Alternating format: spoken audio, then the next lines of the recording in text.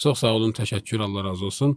Hal-hazırda dünya gündəmini özünə zəbt edən ən önəmli mövzu ola bilər ki, Ərəbistan və Türkiyə və Pakistan arasında olan bu müdafiə sazişi olsun. Ki, çoxlu burada sözlər var, çoxlu burada araşdırma olan mövzular var. Birinci məsələ budur ki, niyə bu Məkkədə imzalandı? Ümumiyyətlə, niyə imzalandı?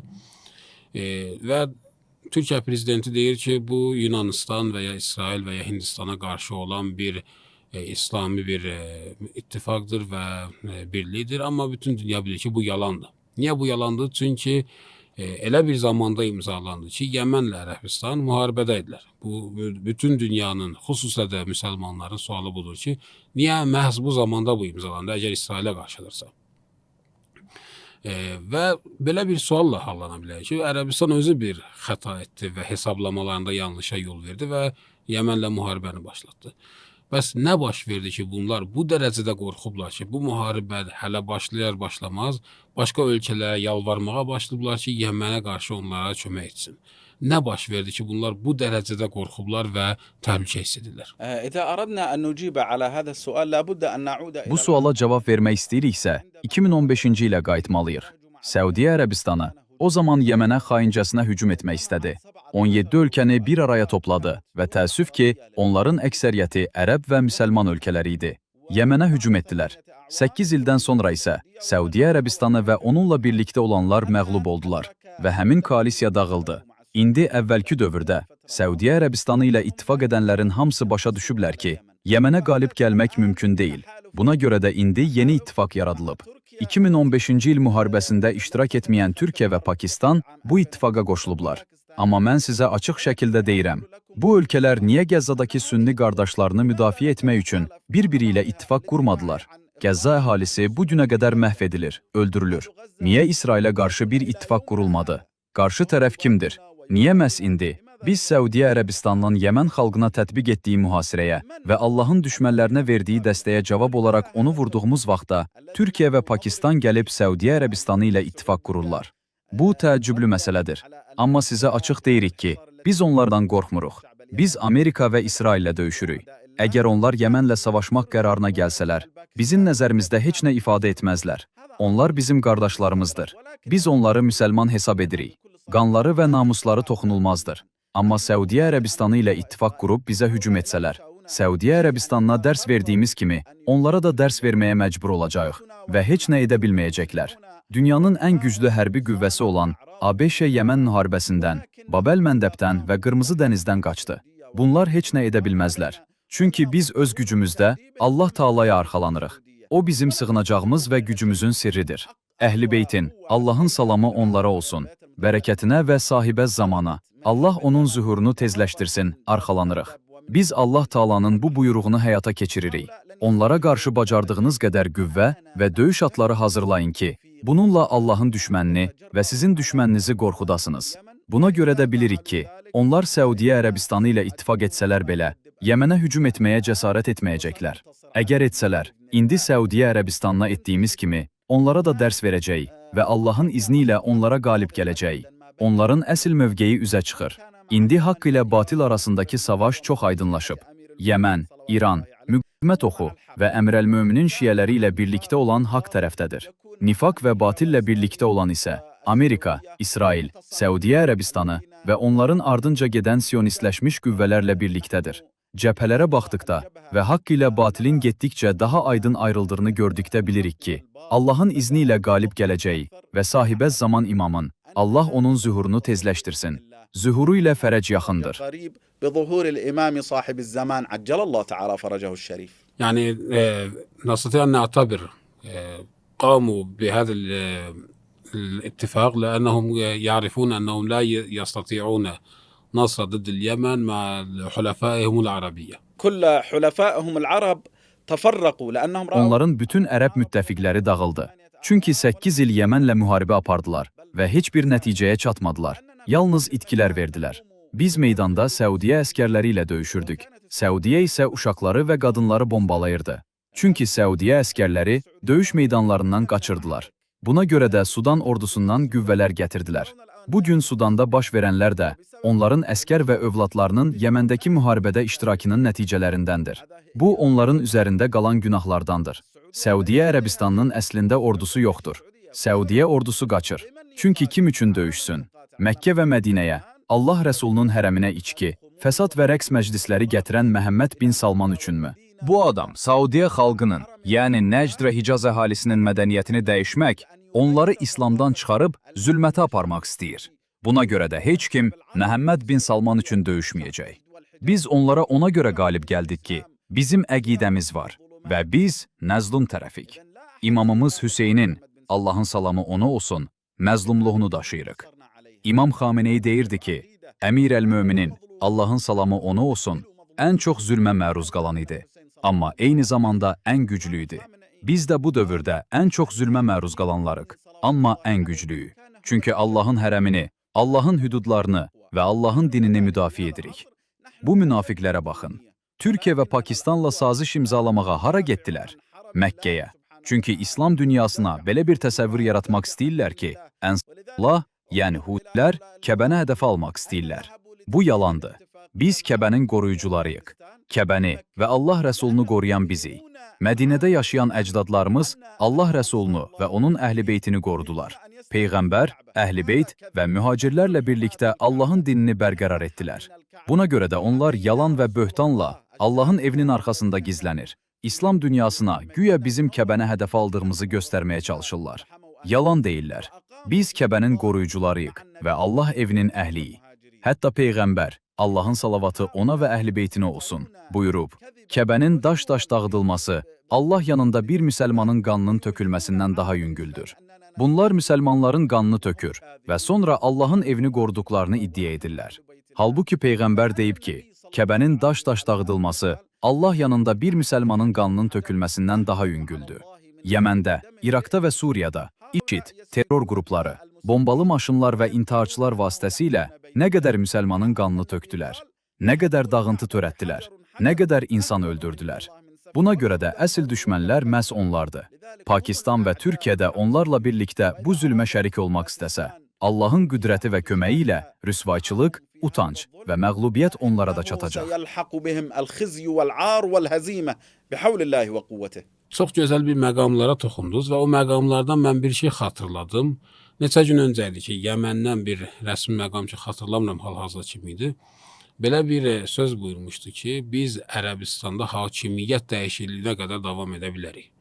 Bu nədir? Bu həqiqətdir, yoxsa sadəcə meydanda düşməni qorxutmaq üçün olan bir meydan oxumaqdır, bir rəcəzdir. Yəni, hansıdır? Həqiqəti var, həqiqətən belə bir gücə malikdir Yəmən, yoxsa sadəcə düşməni qorxutmaq üçündür. Və Ərəbistanın bugünkü bu qorxuya və vahiməyə düşməsinin bu sözlə bir əlaqəsi varmı? Bu suala cavab vermək üçün həqiqəti bilməliyik. O həqiqət göyün ortasındakı günəş kimi aydındır ki, İmam Mehdinin, Allah onun zühurunu tezləşdirsin, ilk zühuru Məkkədə, Kəbəyi müəzzəmədə olacaq. İmam Mehdi Məkkədə və Kəbədə necə zühur edə bilər ki, Ali Səud hələ də oradadır. Şübhəsiz onu sui-qəsdlə öldürməyə çalışacaqlar. Buna görə də iki müqəddəs hərəmin Ali Səudun murdarlığından azad edilməsi sadəcə müharibə şüarı deyil, əqidəvi məsələdir. Çünki İmam Mehdinin zühuru iki müqəddəs hərəmin Ali Səuddan təmizlənməsinə bağlıdır. Deməli, hərəmin imamın zühuru üçün təhlükəsiz olması lazımdır və imamın tərəfdarları da onun ətrafında olmalıdırlar. Buna görə də iki müqəddəs hərəmin azad edilməsi, Səudiyyə rejiminin dəyişdirilməsi, hətta bu rejimin aradan qaldırılması sadəcə müharibə şüarı deyil, sabit əqidəvi məsələ və Allahın izni ilə qaçılmaz bir hadisədir. Məsələ yalnız zamana bağlıdır. Bəlkə də çox yaxındır. Onlar bunu uzaq görürlər, biz isə yaxın görürük. Bu xəbis, asılı və cinayətkar Səudiyyə rejimi sona çatmalıdır ki, sahibəz zaman imam, Allah onun zuhurunu tezləşdirsin, zühur etsin və bütün dünya üçün fərəc baş versin. Çünki bizim imamımızın fərəci bütün dünyanın fərəcidir. O, zülm və haqsızlıqla dolmuş yer üzünü ədalət və haqla dolduracaq. Deməli, müqəddəs zühur Məkkədə olmalıdır və biz onun tərəfdarları kimi bu torpağı təmizləyib, onun zühuruna hazırlamağı öz üzərimizə götürəcəyik. Allah onun zühurunu tezləşdirsin. وتهيئة هذه الأرض لظهوره عجل الله تعالى فرجه الشريف. Mən sizin bu cavabınızı çox üstörtülü və qapalı bir cavab kimi qəbul edirəm ki, həqiqətən Yəmən çox ciddi şəkildə bu məsələni həyata keçirmək üçün real planları var və plan üzrə də gedir. Və bir məsələ də mən xatırlamaq istəyirəm. Şəhid İmam Xamenei neçə illər bundan öncə belə bir hadisə baş vermişdi ki, Ərəbistan Amerikadan silah və sursatlar almışdı çoxlu sayda. Və İmam Xamenei vurmuşdu, bu məsələdən biz heç bir şəkildə nigaran deyilik. Çünki bilirik, bu yaxın bir gələcəkdə müqavimət və haqq sevər cavanların əlinə düşəcək. كذلك قال الإمام الخامنئي أن İmam Xamenei də demişdi ki, Ali Saudun burnu Yəməndə torpağa sürtüləcək. Bu da baş verdi. Çünki onlar bizə xaincəsinə hücum etdikləri zaman bizi yüzlərlə təyyarə ilə bombaladılar. İlk gecələrdə hər şeyi vurdular. Bütün silah ambarlarını, bütün düşərgələri, hər şeyi. Bizə demək olar heç nə qalmamışdı. Məhəmməd bin Salman bir həftədən sonra deyirdi ki, Sənaya çatacaq və Sənaya daxil olacaq. Amma buna nail ola bilmədilər. Bizim heç nəyimiz yox idi, amma imanımız var idi. Mücahidlərimiz cəbhəyə ayaqyalın gedirdilər. Ayaqqabı belə yox idi. 4 nəfər tüfənglə gedirdi. 5-ci isə əlində çubuq aparırdı.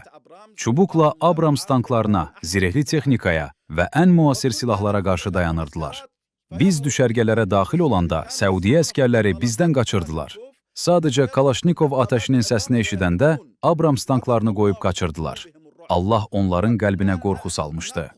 Beləliklə biz müasir Amerika və Avropa silahlarını ələ keçirirdik, qənimət götürürdük və həmin silahlarla Səudiyyə Ərəbistanına və onunla birlikdə olan muzlulara qarşı döyüşürdük. Onlar hətta Blackwater kimi qərb təhlükəsizlik şirkətlərindən istifadə etdilər. Yəmən xalqına qarşı döyüşmək üçün bir çox ölkədən qüvvələr gətirdilər. Yəni çoxlu muzludan istifadə etdilər. Amma Allahın köməyi ilə Səudiyyə, Amerika və qərb silahlarının böyük hissəsini ələ keçirdik. Onlara qarşı istifadə etdik və qalib gəldik.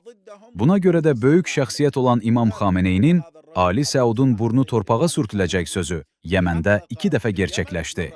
O həmçinin demişdi ki, Səudiyyə Ərəbistanının Amerika və qərbdən aldığı bu silah və texnika sonda mücahidlərin əlinə keçəcək. Həqiqətən də belə oldu. İndi bizim 20 il döyüşməyə kifayət edəcək qədər sursat və silahımız var. Bunların hamısı Ali Səuddan əldə edilən qənimətlərdir. كلها غنائم من آل سعود. Çox gözəl buyurdunuz. Qaydaq elə o bu üç tərəfli sazişə Pakistan, Türkiyə və Ərəbistan arasında olan çoxlu düşüncələr var və bəziləri onu yaxşı güman edirlər, bəziləri pis edirlər. Mənim nəzərimcə bu o məscidə bənzəyir ki, peyğəmbərin zamanında peyğəmbər sallallahu əleyhi məscidin kənarında quruldu və dedilər ki, bu ibadət üçündür. Peyğəmbər o məscidi xarab elədi və dedi ki, bu ziyandır və bu zərərdir və bu İslama heç bir xeyri yoxdur, İslama zərəri var. Niyə? Çünki iki dəstəlik yaratmaq üçündür. Və biz də nə qədər də bunu bu üç tərəf desələr ki, İslam NATO-su hətta adı verirlər, İslam üçün müsəlmanların xeyri üçün qurulub. Biz bilirik ki, bu həmən məscidə bənzir və İslama ziyandan başqa heç bir nailiyyəti olmayacaq. Amma siz necə görürsünüz? Bunlarda siyasi iradə varmı? Biz siyasi iradə deyəndə həm hərbi baxımından, həm ictimai baxımdan, yəni ictimai dayaqları, iqtisadi baxımından Pakistan və Türkiyədə siz o siyasi iradəni görürsünüzmü ki, Yəmənə, İrana və ya müqavimətə qarşı bir müharibəyə daxil olsunlar, hansı ki Ərəbistanı müdafiə etmək üçün bu müharibəyə daxil olurlar?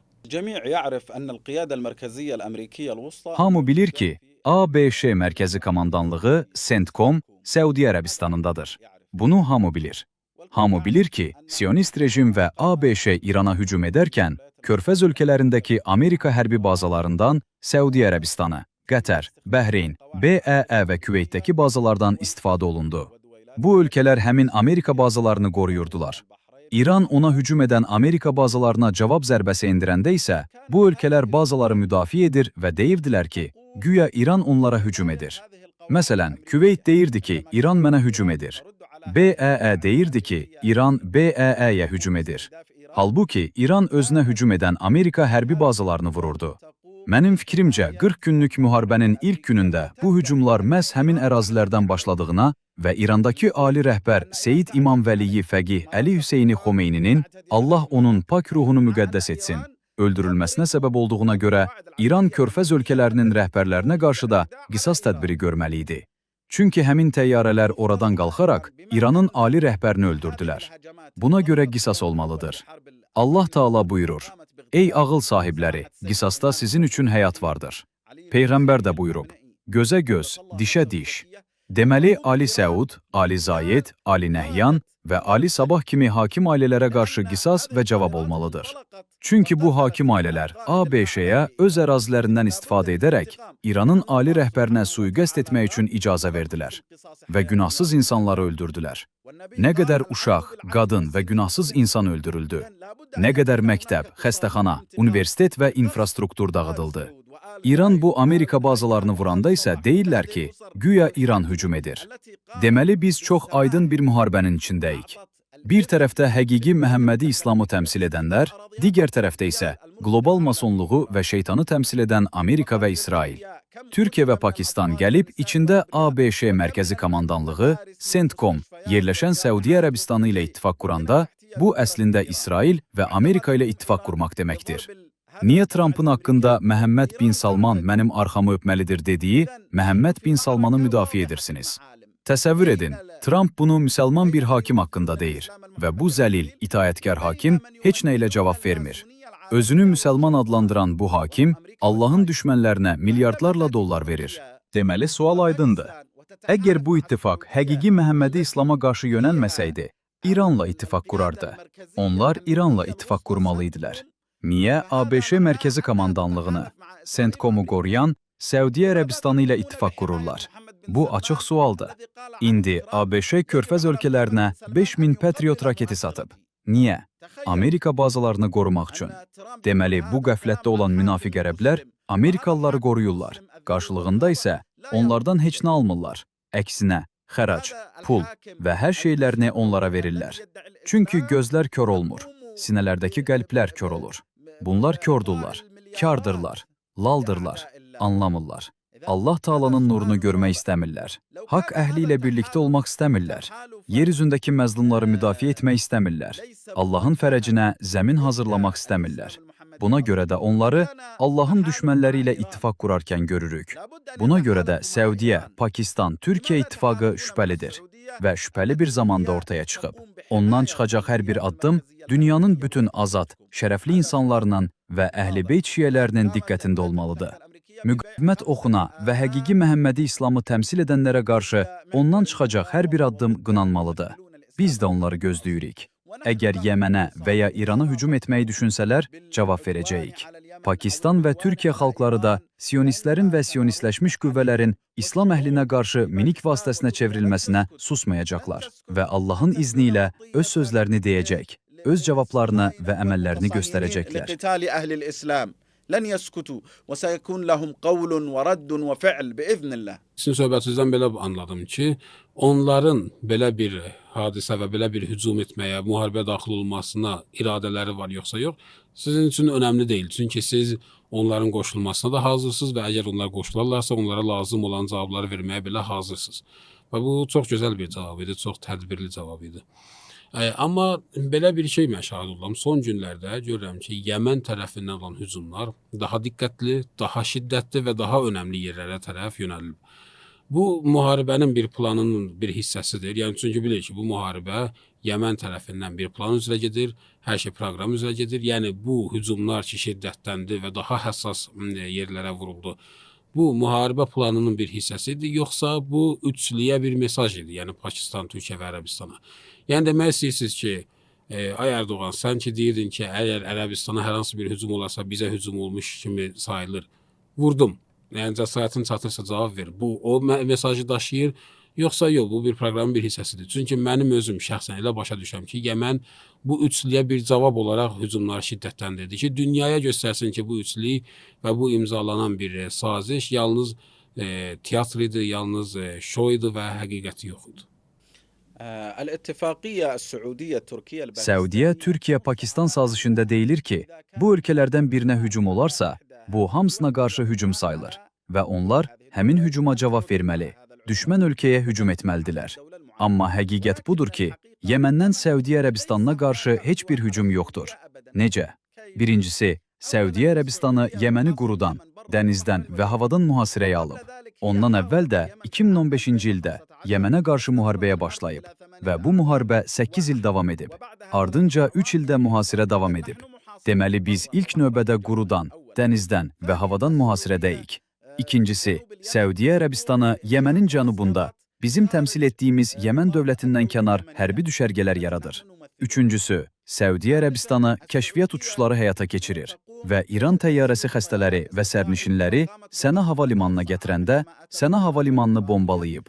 Deməli, bizim həyata keçirdiyimiz bütün hərbi əməliyyatlar Səudiyyə Ərəbistanının hücumlarına cavabdır. O bizi mühasirəyə alır, biz də onu mühasirəyə alırıq. İndi Qırmızı dənizdə Səudiyyənin bütün limanlarını mühasirəyə almışıq. Gəmiləri də mühasirəyə almışıq. Onlar nə mal, nə də neft daşıya dənizə çıxa bilirlər. Səudiyyə Ərəbistanı Yəmənin suverenliyini hər dəfə pozanda, biz də Səudiyyə daxilindəki hədəfləri, neft emalı zavodlarını və digər obyektləri vururuq. Deməli, bizim müharibəmiz müdafiə xarakterlidir. Hətta Pakistan, Türkiyə və Səudiyyə arasındakı anlaşma memorandumuna görə də biz hücum edən tərəf deyilik, hücuma cavab veririk. Reallıqda da belədir. Biz heç kimə hücum etmirik, hücuma cavab veririk. İran da eyni vəziyyətdədir. Müharibə İrana sırınıb, ona hücum edilib. İran müharibəni başlayan tərəf olmayıb. Biz də müharibəni başlayan tərəf olmamışıq. Biz mühasirədəyik. Səudiyyə Ərəbistanı və onun müttəfiqləri Yəməndə birbaşa bombardmanlar, mühasirə və aclıq yolu ilə yarım milyondan çox Yəmənlinin ölümünə səbəb olub. Biz susub cavab verməyək. Bu Yəməndə mümkün deyil. Biz cavab verəcəyik, ağrı verəcəyik və Səudiyyə Ərəbistanına dərs verəcəyik. Bu xəbis rejimi aradan qaldıracağıq. Çünki əminik ki, bu rejim Yəməni və ya İraqı dağıtmaqla kifayətlənməyəcək. İslamı dağıtmaq istəyir. Buna görə də inanırıq ki, boynumuzda müqəddəs bir vəzifə var. İslamı və müsəlmanları Ali Səuddan, Bəni Ümeyyə ağacından heç də az xəbis olmayan bu xəbis ağacdan xilas etmək. الشجرة الخبيثة التي لا تقل خباثة عن شجرة بني أمية. Son sual olaraq mən sizdən belə bir sual soruşmaq istəyirəm ki, hal-hazırda Türkiyə xalqı da sizin səsinizi eşidirlər. Bizim kanalda izləyicilərimizdən diqqət çəkici sayda Türkiyəli qardaşlarımız var ki, sizi izləyirlər və sizi sevirlər. Və hətta mən şahid olmuşam ki, bəzi xəbər agentliklər də bizim qonaqlarımızın sözlərindən götürüb xəbərlərində istifadə edirlər. Və elə güman edək ki, Pakistan xalqı da və o həqiqi və haqsevər xalqı da sizin səsinizi eşidirlər. Bizim xalqa Azərbaycanda, Türkiyədə və ya Pakistanda son sözünüz nədir və o bizlərə mesajınız nədir? Yəmənli və qeyrətli bir şəxs kimi. Yəmən xalqı Azərbaycan xalqını, Türk xalqını, Pakistan xalqını, xüsusilə İran xalqını və ümumiyyətlə İslamı, müsəlmanları sevən, zilləti qəbul etməyən və özünə qarşı təcavüzə razı olmayan bütün azad dünya xalqlarını ən çox sevən xalqlardandır. Biz bu yaxşı müsəlman xalqları sevir və onlara böyük məhəbbət bəsləyirik. Onlara deyirik ki, Allah Taala Qur'an-ı Kərimdə buyurur: "Hamınız birlikdə Allahın ipindən möhkəm yapışın və parçalanmayın." Əgər üç dövlət gəlib bir-biri ilə ittifaq qurursa, niyə bütün İslam dünyası bir ittifaqda olmasın? İmam Xameneyi, Allah ona rəhmət etsin, ömrünü İslam birliyinə çağırışla keçirdi, amma ona cavab vermədilər. Niyə cavab vermədilər? Biz xalqlar hökumətlərdən çox fərqliyik. Biz bilirik ki, Allah Taala hamınız birlikdə Allahın ipindən yapışın və parçalanmayın buyuranda, bu da namaz qılın və zəkat verin əmri kimi bir əmrdir. Deməli, yapışın, yəni bir əl olaq, bir yerdə və birləşmiş olaq Allahın əmridir. Bu əmr namaz, zəkat və Allahın evinə həc əmri qədər mühümdür. Hətta həccin ən böyük məqsədlərindən biri İslam birliyidir. Biz sizə deyirik ki, sizi sevirik, sizdən çox şey gözləyirik və Allahın izni ilə bütün xeyrin sizdən gələcəyinə inanırıq. Biz birəlik və bu sui-qəsdləri sındırmaq üçün xalqlar birləşməlidir. Hökumətlər çox vaxt xalqları təmsil etmirlər, amma xalqlar heç bir zülm və heç bir sui-qəsd qarşısında susmamalıdırlar. Çünki bir xalqa qarşı bu zülm baş verərsə, digər xalqlara da yayılacaq. Çünki bəla ümumiləşir, rəhmət isə xüsusiləşir. Buna görə də əgər Allah Taaladan Mövlamız İmam Höccət İbn Həsənin, Allah onun zuhurunu tezləşdirsin, zuhuru ilə bizə rəhm etməsini istəyiriksə, özümüz də özümüzə rəhm etməli, zülmü rədd etməli və bir əl olmalıyıq. Beləliklə, Allahın düşmənlərinə və İslam xalqlarımıza pislik etmək istəyənlərə öz plan və sui-qəsdlərini həyata keçirmək üçün heç bir fürsət və meydan verməməliyik. Buna görə də biz sizi Allah yolunda sevirik. Allah Taala'dan diləyirik ki, hamımızı Mövlamız Sahib-əz Zaman imamın, Allah onun zuhurunu tezləşdirsin və Məhəmməd və Ali Məhəmmədin məhəbbətində bir araya gətirsin. مولانا الإمام صاحب الزمان عجل الله تعالى فرجه الشريف وحب محمد وآل محمد. Çox sağ olun, Allah razı olsun. Bunu da qeyd etmək istəyirəm ürək sözümdür ki, siz bizim üçün başucalığı səbəbisiz. Elə bir zamanda yaşayır ki, müsəlmanların çoxu düşmənə və Amerikaya xidmət elədiyi bir dönəmdə biz başucalıqla, qürurla və fəxrlə deyirik ki, bizim Yəmənli qardaşlarımız var ki, belə bir dönəmdə, belə bir zamanda kişi kimi dayanıblar və düşmənə qarşı Allah yolunda vuruşurlar və qalib də çıxırlar. Siz bizim başucalığımızın səbəbisiz və Allah Taala'dan diləyirəm ki, sizə də, bizə də bu böyük yolda kömək olsun inşallah. شكرا جزيلا لكم ونحن نفتخر. Çox sağ olun. Sizə çox təşəkkür edirik. Biz sizinlə fəxr edirik. Sizə dəyər veririk və dualarınıza inanırıq. İnşallah Mövlamız Sahib-əz Zamanın fərəcinin baş verəcəyi bu günlərdə bizi dualarınızdan unutmayın. Allahın salavatı ağamız Məhəmmədə və onun pak əhli beytinə olsun. Allahın salamı və rəhməti üzərinizə olsun. Allaha əmanət olun. Aleyküm ve rahmetullah. Şükran cəzilən. Əziz izləyicilərimiz, bugünkü söhbətimiz burada da sona çatdı. İnşallah ki, faydalı olmuş olar. Sizi növbəti bir görüşə qədər böyük və mehriban Allaha tapşırıram. Sağ olun. Allah'a emanet.